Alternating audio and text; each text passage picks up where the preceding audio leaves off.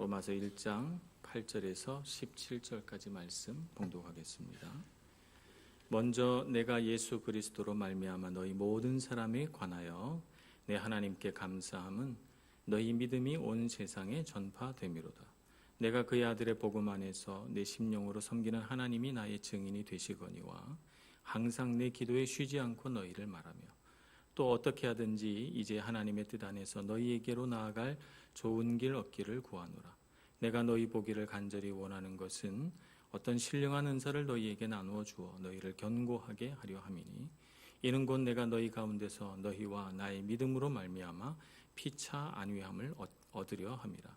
형제들아, 내가 여러 번 너희에게 가고자 한 것을 너희가 모르기를 원하지 아니하노니 이는 너희 중에서도 다른 이방인 중에서와 같이 열매를 맺게 하려 함이로되 지금까지 길이 막혔도다. 헬라인이나 야만인이나 지혜 있는 자나 어리석은 자에게 다 내가 빚진 자라. 그러므로 나는 할 수 있는 대로 로마에 있는 너희에게도 복음 전하기를 원하노라. 내가 복음을 부끄러워하지 아니하노니 이 복음은 모든 믿는 자에게 구원을 주시는 하나님의 능력이 됨이라. 먼저는 유대인에게요 그리고 헬라인에게로다. 복음에는 하나님의 의가 나타나서 믿음으로 믿음에 이르게 하나니 기록된 바 오직 의인은 믿음으로 말미암아 살리라 함과 같으니라. 아멘. 로마서를 쓸 당시에 로마 사회는 어땠을까요? 궁금하지요. 학자들은 여러 가지 사료들을 가지고 몇 가지 힌트를 우리에게 줍니다. 고대 사회는 지금보다 인구가 굉장히 적었기 때문에 한 인구가 10만 명만 돼도 굉장히 큰 도시라고 말할 수 있습니다. 고대 한 10만 명 정도 됐던 도시가 오늘날에는 아주 초거대 도시가 됐으니까 당시 전 세계에서 가장 대도시고 가장 뭐라고 그럴까요? 체계가 잘 잡힌 도시가 로마라고 할 때 로마가 도대체 몇 명이었을까 궁금합니다. 로마는 주후 58년경에 인구가 100만 명이었다고 그럽니다. 엄청나게 큰 도시입니다.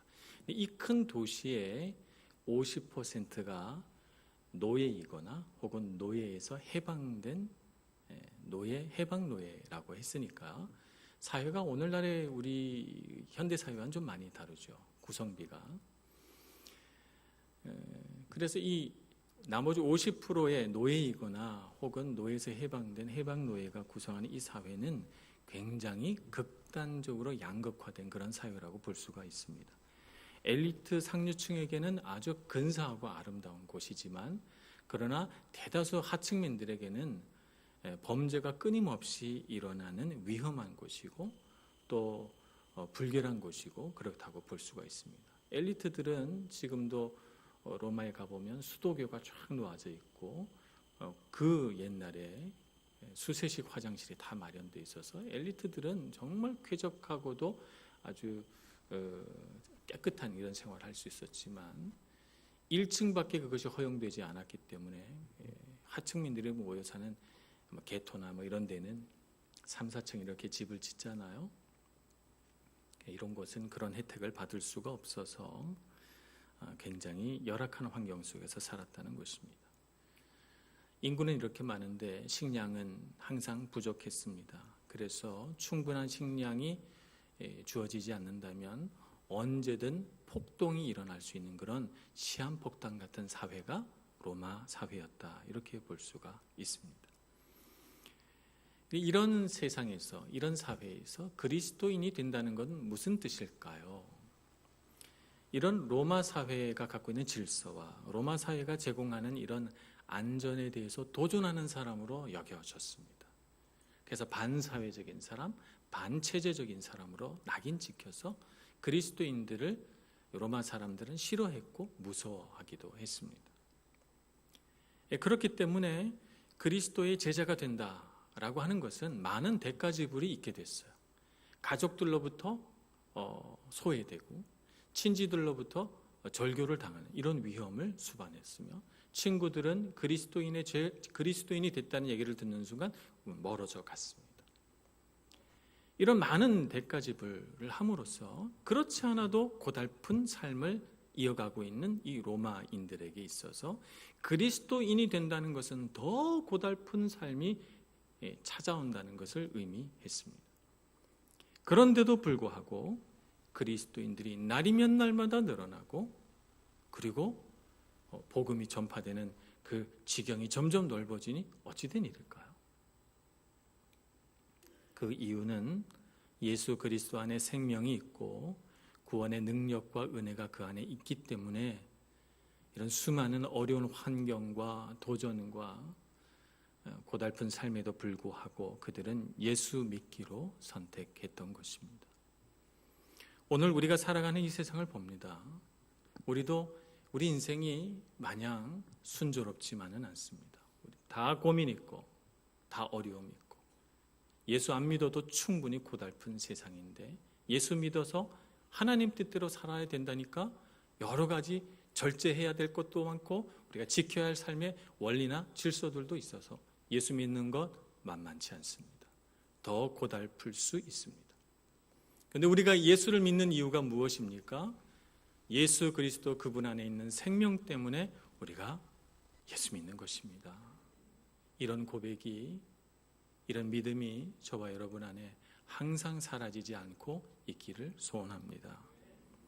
사도 바울은 이러한 로마 교회 성도들의 삶의 분투를 잘 알고 있었기 때문에 그들을 격려합니다. 감사하다고 말합니다. 하나님 아버지께 감사하다. 왜냐하면 로마에 있는 그리스도인들이 믿음을 가지고 이 세상을 살아가므로 그 믿음이 많은 사람들에게 격려가 되고 그 믿음이 전파되어서 하나님의 놀라운 일들을 계속해서 해나가고 있으니까 로마 교회에 감사하고 또 로마 교회에 주신 하나님의 은혜가 감사합니다.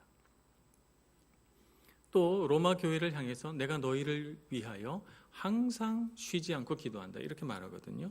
오늘 말씀해 보면 10절 9절 말씀, 내가 그의 아들의 복음 안에서 내 심령으로 섬기는 하나님이 나의 증인이 되시거니와 항상 내 기도에 쉬지 않고 너희를 말하며 라고 쓰고 있습니다. 사도 바울은 로마에 간 적도 없고 또 아는 사람도 없지만 항상 그들을 위해서 쉬지 않고 기도한다 이렇게 말하고 있는 것입니다. 중보 기도가 얼마나 중요합니까? 로마 교회에 있는 성도들이 사도 바울의 이런 편지를 받아들고 본 적도 없고 아는 사람도 없는 우리를 위해 사도 바울이 이렇게 기도를 해주다니 참 감사하다 이렇게 생각하고 우리를 위하여 우리가 알지 못하는 순간에도 기도해 주는 사람이 있다니까 정말 소망이 있고 힘이 난다 이렇게 생각했을 것입니다. 얼마나 감사한 일인지 몰라요. 우리가 인생을 살아갈 때 다 내 힘으로 사는 것 같지만 그렇지 않습니다. 우리 인생에 내 힘으로 어쩔 수 없는 위기의 순간들이 얼마나 많습니까? 내 악한 본성이 죄에 유혹돼서 내가 알지도 못하는 사이에 잘못된 일에 휩쓸려 들어갈 위험을 우리가 얼마나 많이 겪었습니까? 그럴 때마다 누군가가 우리를 위해서 기도했기 때문에 우리가 그 위험 앞에서 멈춰섰고 그 유혹 앞에서 우리 발걸음을 스톱한 것입니다. 그래서 우리가 여기까지 살아온 것이죠. 누군가가 기도했기 때문에 우리는 예수를 믿게 됐고 누군가가 우리를 위해 기도했기 때문에 오늘 이 자리에서 예배하고 있는 것입니다. 그러므로 우리도 남을 위해서 기도할 수 있는 사람이 되어야 되겠습니다. 꼭 내가 아는 사람이 아니더라도 내가 모르는 사람, 정말 긴급하게 기도를 요하는 사람이 여러분에게 있다면 그 사람을 위해서 힘을 다해 기도해서 우리가 받은 은혜를 나눠줄 수 있기를 소원하는 것입니다.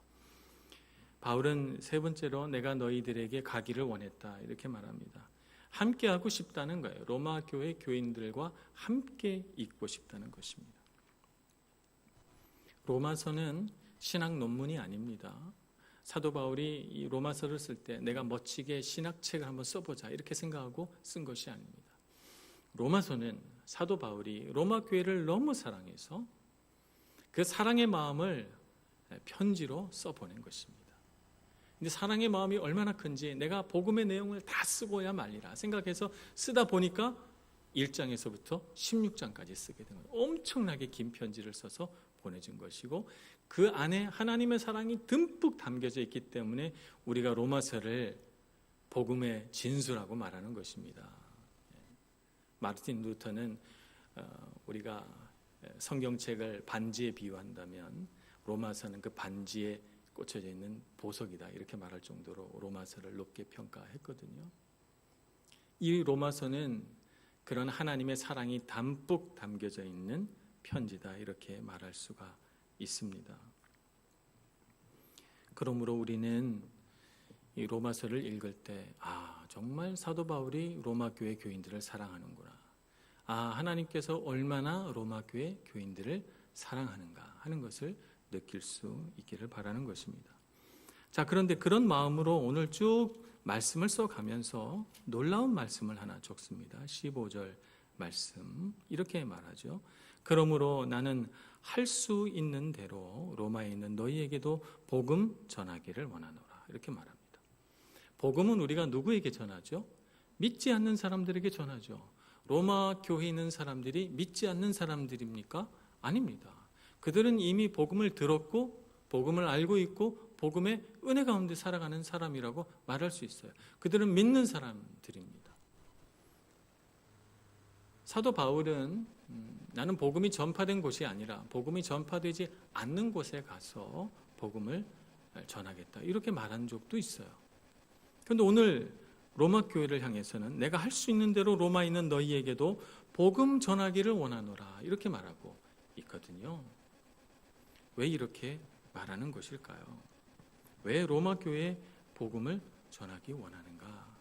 우리가 생각해 보아야 할 것입니다.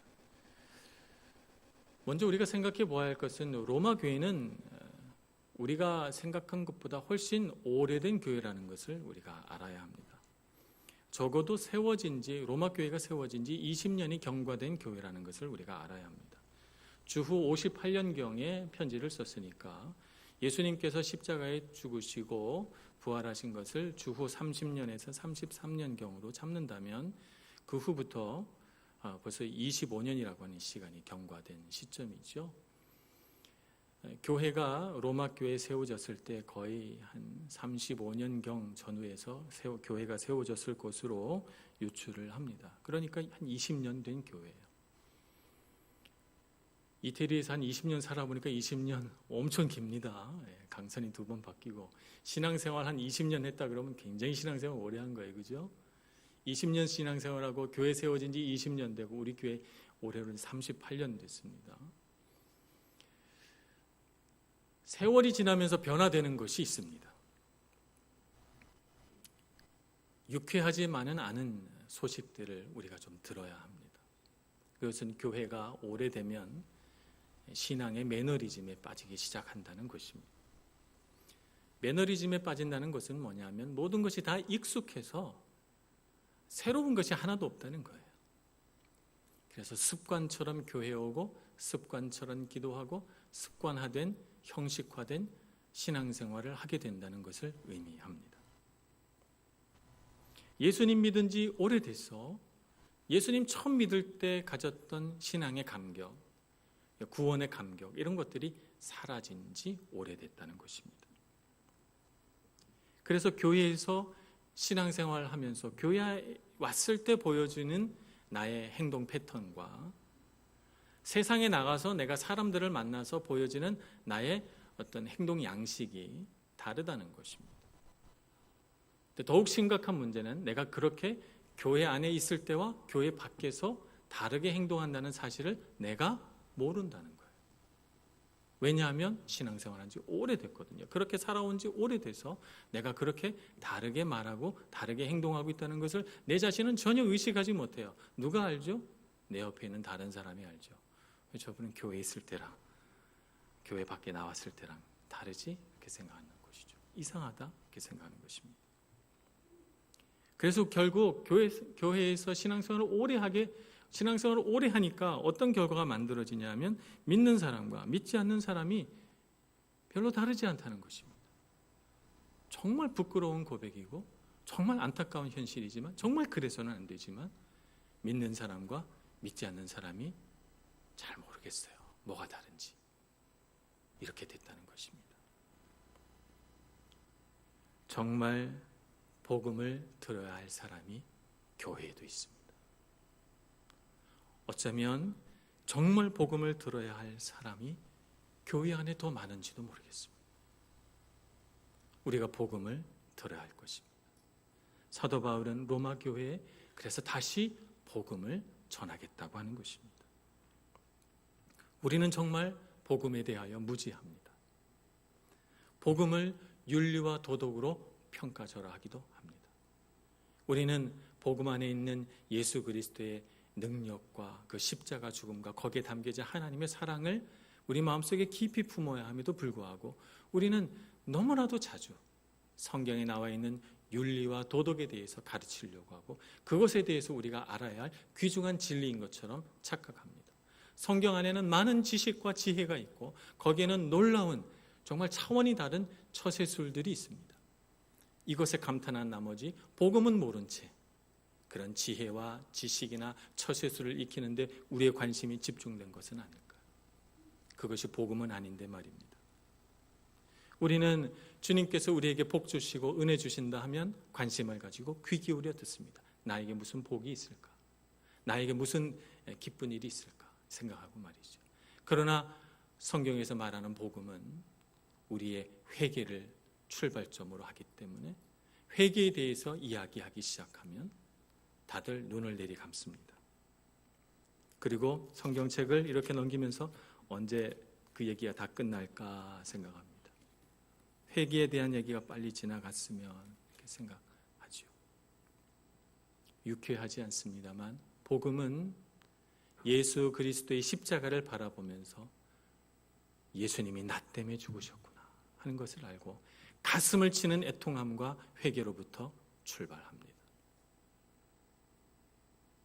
그렇기 때문에 은혜와 복만을 바라보고 거기에만 관심을 가진 사람은 복음을 모른다고 할 것입니다. 무지하다고 할 것입니다. 복음은 예수님과의 인격적인 관계를 기초로 합니다. 그런데 예수님과의 인격적인 관계가 무엇인지 모르고 예수님과의 인격적인 관계를 맺었다가도 그것을 계속해서 유지해 나가는 법에 실패한 사람들은 복음에 무지하다고 할 것입니다. 예수님과의 인격적인 관계에 실패했고 그것을 잘 모르기 때문에 오히려 교회 와서 사람들과 교제하고 사람들과 친교를 나누고 사람들과의 관계에만 집중하게 될 때 우리는 복음에 대하여 정말 무지하다고 할 것입니다. 이 세상의 모든 관계의 기초는 예수 그리스도의 인격적인 관계에 기초하는데도 말입니다. 근본적인 병은 치료하지 않고 내 관계 안에서 일어나는 이 문제가 무엇일까? 사람과의 관계만 날마다 연구하니까 우리 인생의 해답이 잘 주어지지 않습니다. 복음에 무지하기 때문이죠. 토스토예프스키가 쓴 소설 가운데 까라마조프의 형제들이라고 하는 책이 있습니다. 까라마조프라고 하는 아버지 밑에 배다른 세 형제가 와서 일어나는 여러 가지 일들을 쓴 책입니다. 이 책이 유명하게 되고 이 책이 굉장히 많은 사람들에게 꼭 읽혀져야 하는 고전으로 꼽히는 까닭은 이 아버지와 세 아들의 이야기 속에서 구원에 대한 깊은 성찰을 토스토예프스키가 담았기 때문에 그렇습니다. 거기에 재미있는 예화 하나가 등장합니다. 어떤 할머니가 평생을 살고 죽었는데 이 할머니는 살면서 착한 일을 한 번도 하지 않았어요. 뭐 나쁜 일을 하고 산 건 아니지만 착한 일을 하나도 하지 않고 살았어요. 그래서 지옥에 갔습니다. 지옥불에 떨어져서 고통받고 있는 것을 이 할머니의 수호천사가 보고 마음이 너무 안 좋은 거예요. 할머니가 너무 불쌍한 거예요. 그래서 이 할머니의 일생을 다시 한번 쫙 스캐닝합니다. 살펴봐서 좋은 일 한 거 한 가지라도 있으면 하나님 앞에 가지고 나가려고 말이죠. 그랬더니 하나가 찾아냈었어요. 딱 하나가 있었어요. 밭에서 일하고 있을 때 지나가는 나그네가 배가 고프다고 하니까 양파 한 뿌리 캐내가지고 휙 던져준 거죠. 그래서 그 양파 한 뿌리를 들고 천사가 하나님 앞에 갑니다. 하나님이 할머니가 양파 한 뿌리를 지나가는 나그네에게 배고프다는 저 사람에게 줬습니다. 착한 일 했으니 이걸로 저 할머니를 구원해 주실 수 있으면 좋겠습니다. 하나님께 요청합니다. 그래서 하나님이 이렇게 말씀하시죠. 천사의 마음을 너무 잘 아시는 하나님께서 이 할머니를 불쌍히 여기셔서 그러면 지옥에 있는 그 할머니에게 가서 양파 한 뿌리를 내밀고 그 양파 한 뿌리를 꼭 붙들고 천국으로 올라오라고 이르거라. 그러나 양파가 끊어지면 천국에 올라올 수 없다. 이렇게 말씀하셨어요. 그래서 양파를 가지고 지옥에 가서 이 뿌리를 양파를 꼭 붙드세요. 그리고 천국으로 올라오셔야 됩니다 하고 천사가 할머니를 구원시키고 있습니다. 양파를 꼭 붙들고 할머니가 올라오고 있죠. 근데 지옥에 혼자만 있는 건 아니잖아요. 네, 많은 사람들이 있습니다. 그래서 나도 좀 삽시다. 나도 지옥에 못 살겠어. 천국 가고 싶어 나도. 그리고 다 할머니를 막 잡고 늘어지는 것이죠. 발도 잡고 옷도 잡고 막 붙잡아 늘어지니까 할머니가 갑자기 이 사람들을 내려보면서 이렇게 말했죠. 이건 내 양파야, 내 거라고. 그러니 너희들은 안 돼 하고 발로 다 걷어찬 겁니다. 바로 그렇게 말하는 순간 양파가 뚝 끊어져서 할머니는 그만 지옥에 떨어져 버리고 만 것입니다. 해피엔딩이 아니라서 죄송합니다. 양파 한 뿌리가 상징하는 바가 뭘까요? 양파 한 뿌리는 아주 보잘것없는 선행을 가리키는 것입니다. 아주 보잘것없는 선행이라도 한다면 구원해주고 싶은 것이 하나님의 마음이에요. 그것이 우리를 지키시는 성령 하나님의 마음입니다. 우리를 위하여 말할 수 없는 탄식으로 기도하시는 성령님의 마음이 그 마음이에요. 우리가 하나라도 착한 일을 하고 뭔가 하나님 앞에 드린 것이 있으면 그거라도 잡고 우리를 구원해내고 싶은 것이 하나님의 마음이죠. 그러니까 양파 한 뿌리는 하나님의 사랑이고 하나님의 긍휼이고 하나님의 연민이고 하나님이 우리를 향하여 가지신 불쌍히 여기는 마음이고 이것이 하나님의 은혜인 것이죠. 양파 한 뿌리는 그냥 양파 한 뿌리가 아니고 은혜예요. 그러니까 양파 한 뿌리를 붙들고 올라오라라고 하는 하나님의 말씀은 정말 보잘것없는 것 줘서 네가 보잘것없는 걸 나한테 줬으니 나도 너에게 보잘것없는 걸 주마라고 하는 것이 아니에요. 너의 가장 보잘것없는 것에도 내가 복을 주어서 그것이 은혜가 되어서 그 은혜를 붙잡고 올라오라는 것이죠. 이게 양파 한 뿌리는 은혜예요. 은혜. 근데 할머니는 이 은혜를 뭐로 본 것이죠? 자기 의로 여긴 거예요. 내가 양파 한 뿌리 내가 줬지 너희들이 줬느냐? 이건 내 양파야 하는 생각을 갖고 있는 것이죠. 양파 한 뿌리 그 보잘것없는 것에도 우리를 불쌍히 여기셔서 구원해내고자 하는 하나님의 마음은 모른 채, 그 은혜는 무지한 채, 그 하나님의 사랑은 무지한 채 자기가 한 행동, 자기가 베푸른 선행, 그 아주 보잘것없는 것을 붙들고 살려고 하는 우리의 모습을 이 예화를 통해서 보여주고 있는 것입니다. 양파 한 뿌리가 부러졌어요. 끊어졌어요. 그죠? 그 이유는 내 거야 라고 했기 때문에 그렇습니다. 우리가 이 얘기를 해피엔딩으로 만들어 보면 안 될까요? 어떻게 하면 이 이야기가 해피엔딩이 될까요? 막 사람들이 붙들고 늘어지고 양파는 우리 다 알다시피 얼마나 끊어지기 쉬운 겁니까? 이러면 구원받을 것 같습니다. 이 많은 사람들이 나에게 매달려서 그 무게 때문에 이 양파가 끊어지더라도 내가 이 사람들과 함께 다 구원받으면 좋겠다. 이 마음은 뭐예요? 내가 구원받지 못하더라도 이 하나님의 은혜가 나의 보잘것없는 양파 한 뿌리를 통해 주신 하나님의 은혜가 나뿐만 아니라 다른 사람들에게도 갔으면 하는 마음이 이것이 해피엔딩으로 만드는 비결인 것입니다. 이 마음이 뭐냐면 죽으면 죽으리라는 마음이고 이 마음이 믿음이죠. 이 마음이 믿음입니다. 하나님의 은혜를 아는 사람만이, 하나님의 사랑을 아는 사람만이 이 믿음을 가질 수가 있는 것입니다. 우리는 이 세상을 살면서 이 불쌍한 할머니와 같이 이기적인 삶의 태도를 가지고 살 때가 참 많이 있습니다. 내 거야 라고 하는 생각으로 말이죠. 그래서 이런 우리의 태도가 내 의, 나의 어떤 선함, 내 것, 이런 것들이 타인과 우리 사이에 단절을 만들어냅니다. 우리와 다른 사람 사이가 갈등이 생기고 문제가 생기는 원인이 됩니다. 갈등이 생기고 문제가 생겨서 우리 마음속에 무엇이 들어오는가 하면 사람에 대한 미움이 들어와요. 사람에 대한 증오가 들어와요. 그래서 우리는 사람들을 미워합니다. 그래서 끊어내죠, 우리 삶에서. 그래서 우리 삶에 많은 단절이 생기는 것입니다. 아우, 저 사람하고는 정말 관계를 못 맺겠다. 끊어버려서 우리 삶에 자꾸 단절이 많아지는 것이죠. 아마 할머니가 살았던 삶이 그런 삶이 아니었을까요? 이 할머니는 어떤 삶을 살았는지 그 예화에서는 드러나지 않지만 아마 선한 일을 하나도 행하지 않았으니까 할머니 굉장히 외로운 사람이었을 것 같습니다.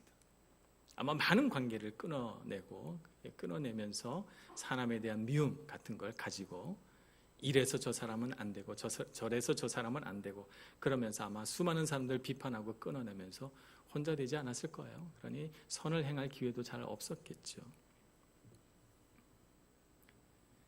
여러분, 이것이 예수님을 십자가에 못 박은 원인인 것을 이해하시길 바랍니다. 예수님이 왜 십자가에 못 박혔을까요? 예수님이 죄를 지어서입니까?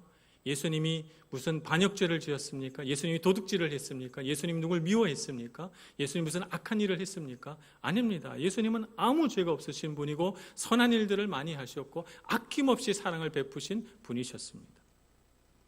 그런데 대제사장들과 당시 종교 지도자들은 예수님이 자신들의 기득권을 침해할 위험이 있다고 봤어요. 그래서 자신들의 기득권을 지키기 위해서 우리 많은 사람을 위하여 한 사람이 죽는 게 좋겠다, 이렇게 말했습니다. 그들은 백성들에게 존경과 사랑을 받기 위해서 굉장히 위선된 태도로 많은 노력을 기울였음에도 불구하고 예수님은 아무 노력도 하지 않고 자연스럽게 사시기만 했을 뿐인데 사랑과 존경을 너무너무 많이 받습니다.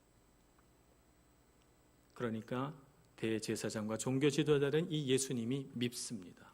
시기와 질투의 마음이 일어나는 것이죠. 사람에 대한 미움, 사람에 대한 증오, 이것이 예수님을 십자가에 못 박게 했죠. 그래서 예수님이 죽으신 것입니다. 오늘 우리가 이 세상을 살면서 우리 안에 일어나는 수많은 단절, 내가 한 것을 중요하게 생각하고 나만이 옳고 내가 한 것은 참 중요하고 그러면서 다른 사람을 끊임없이 비판하고 그 사람의 삶을 나의 삶에서 단절시켜내고 미워하게 될 때 예수님은 또다시 십자가에 못 박히고 있는 것입니다. 다시 복음으로 돌아가야 되겠습니다. 예수 그리스도 십자가 앞으로 다시 돌아가야 될 것입니다. 그 십자가 앞에 서서 내가 얼마나 주님 앞에 부족한 죄인인가 하는 것을 알고 내가 아무리 이 세상 속에서 옳은 일을 하고 선한 일을 많이 했다고 해도 그것은 고작 양파 한 뿌리에 부족하다는 것을 알고 그 양파 한 뿌리에 베풀어 주신 하나님의 은혜가 내 삶에 넘쳐서 우리가 지금 이 자리에 예수 그리스도를 주로 고백하고 앉아있는 줄로 믿습니다. 얼마나 감사한 일입니까? 그 보잘것없는 걸 가지고 우리는 얼마나 자랑하며 얼마나 내 의를 높이며 살아왔습니까? 그러나 이제 그것 뒤에 우리가 보지 못했던 하나님의 은혜와 하나님의 사랑을 볼 수 있기를 소망합니다. 그래서 우리가 뭔가 잘했기 때문에 우리가 구원받은 것이 아니고 오직 하나님의 은혜로 우리가 구원받은 줄로 믿어야 할 것입니다. 그래서 주님의 은혜를 굳게 붙드는 믿음을 우리가 가져야 하는 것입니다. 오늘 로마서 1장 16절 17절은 바로 그 믿음에 대한 이야기입니다. 다시 한번 봉독하겠습니다. 내가 복음을 부끄러워하지 아니하노니 이 복음은 모든 믿는 자에게 구원을 주시는 하나님의 능력이 됩니다. 먼저는 유대인에게요 그리고 헬라인에게로다. 복음에는 하나님의 의가 나타나서 믿음으로 믿음에 이르게 하나니 기록된 바 오직 의인은 믿음으로 말미암아 살리라 함과 같으니라. 아멘. 오늘 우리는 우리의 능력이나 우리의 선함이나 우리의 의가 아니라 예수 그리스도의 십자가 은혜로 구원받은 사람인 줄 알고 그 은혜를 굳게 붙드는 믿음 가운데 살아야 할 줄로 믿습니다. 조지 휘필드라고 하는 신학자는 20대 초반에 처음 복음을 듣고 나서 이렇게 고백했습니다. 오, 죄의 무게가 사라지고 수심에 잠긴 내 영혼에 하나님의 사랑에 대한 인식이 자리 잡게 되었을 때 내 영혼이 얼마나 큰 기쁨으로 가득 찼던가. 그것은 말로 다 설명할 수 없는 기쁨이었고 영광으로 가득 찬 기쁨이었다. 그날은 영원히 기억에 남을 날이었음이 분명하다. 내 기쁨 마치 홍수처럼 강둑을 넘어 범람해왔다. 이렇게 고백했습니다. 우리가 처음 주님을 만났을 때 그러지 않았습니까? 우리가 처음 주님을 만났을 때 기쁨에 떨었고 눈물을 흘렸고 주님께 내 평생을 바치겠다고 그렇게 고백하기도 했습니다. 이제 우리가 신앙생활을 쭉 해오면서 모든 것이 익숙해졌습니다. 신앙생활도 익숙하고 교회 다니는 것도 익숙하고 교회에서 어떻게 말하고 어떻게 행동해야 하는지 우리 다 압니다. 그러나 오늘 이 시간 우리는 다시 복음 앞에 서기를 소원합니다. 예수 믿는 처음 그 순간처럼 다시 복음 앞에 서서 주님의 십자가 은혜에 몸을 떨며 기뻐하며 그 은혜만 붙들고 살겠다고 다짐할 수 있는 저와 여러분 되기를 소망하는 것입니다. 복음이 진부해지지 않기를 소원합니다. 복음이 지루해지지 않기를 소원합니다. 날마다 우리 마음속에서 새롭게 경험되는 큰 기쁨이 되기를 간절히 소원합니다. 기도하겠습니다. 하나님 아버지, 우리를 다시 복음 앞에 세워주시니 감사합니다. 주님의 은혜를 떠나서는 단 한순간도 살 수 없는 저희들입니다. 저희들을 주님의 손으로 꼭 붙들어 주시고 이 복음에 기뻐하고 이 복음의 소식을 다시 듣고 이 복음을 또 세상 가운데 전할 수 있는 저희들 되게 하여 주옵소서. 예수님의 이름으로 기도합니다. 아멘.